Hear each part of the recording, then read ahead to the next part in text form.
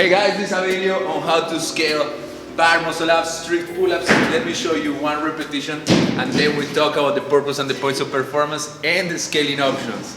I have a battle happening in the gym, so if you hear sounds, it's these guys that are fighting over here with foam rollers. There you go. Show them how you do it. There you go. That was excellent. Thank you, Kaylee.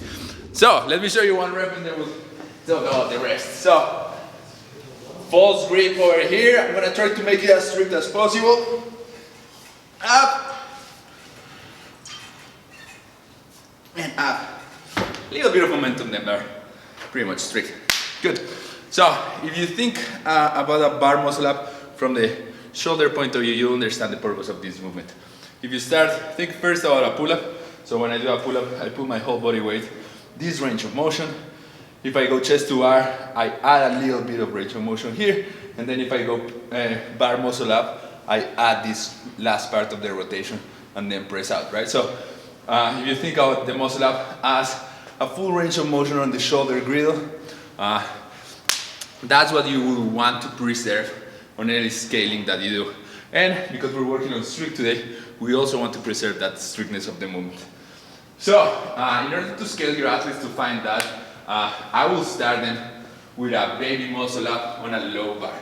So I will set up my athlete here, right? I will ask them to have a false grip on that bar, which means my thumb is over that bar and I'm almost on my wrist, not so much on my palm, but on my wrist. Feet are in front of the bar. I go over, feet are off the ground, and I press, right? So I'm gonna do it one more time. I'm here, and up. At the beginning it's fine if your chest is over, if your athlete lands the chest on the bar. With time you want them to not do that.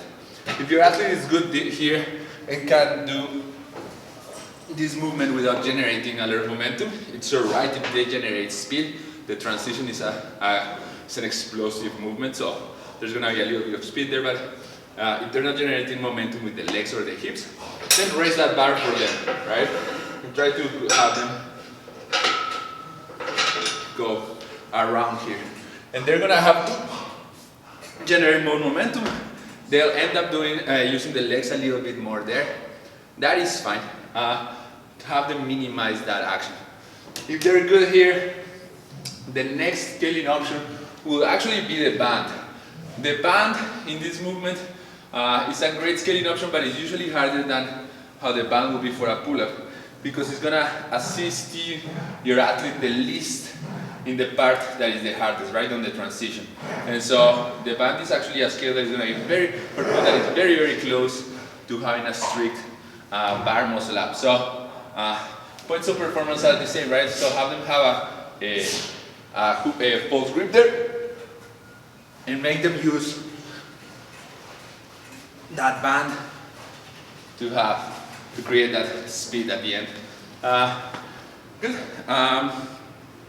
If your athlete cannot perform baby muscle ups or banded muscle ups, don't underestimate the power of strict pull-ups combined with the classic out of the pool drill in a workout that has some metabolic demands. I would recommend doing strict pull-ups and adding this movement here, even if we're adding a little momentum, just so that your athlete feels that it's getting somewhere, and also to increase the metabolic demands there. That is it. Give it a try. Let me know how it goes.